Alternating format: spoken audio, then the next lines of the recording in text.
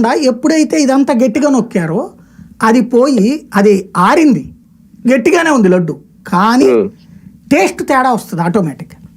Okay, ఆ నాణ్యత లోపాన్ని గమనించారు కానీ భక్తులు దాంట్లో పంది కొవ్వు నూనె లేకపోతే చేప కొవ్వు నూనె ఉందనేటటువంటిది ఎవరు కూడా నమ్మల.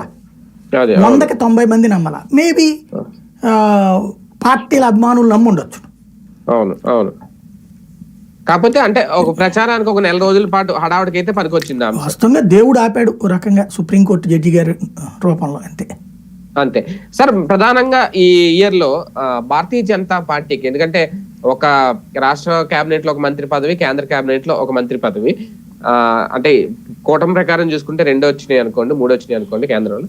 కానీ ఒక ప్రేక్షక పాత్రకే మిగిలిపోతుందా భారతీయ జనతా పార్టీ, మిగిలిపోయింది అని అనుకోవచ్చా ఆంధ్రప్రదేశ్ లో కూడా? అంటే ఒక రకంగా చెప్పాలంటే భారతీయ జనతా పార్టీకి సంబంధించిన రాష్ట్ర నాయకులు ఒక షాక్లో ఉన్నారు. అనూహ్య విజయం, అదే సందర్భంలో అసలైన పార్టీ వాళ్ళు ఎక్కడున్నారో తెలియట్లా. విజయం అనూహ్యం, కానీ అందులో పార్టీ వాళ్ళు ఎక్కడంటే మైక్రోస్కోప్ ఎత్తికి చూడాలి. గెలిచిన వాళ్ళలో Satyakumar Yadav party, no doubt.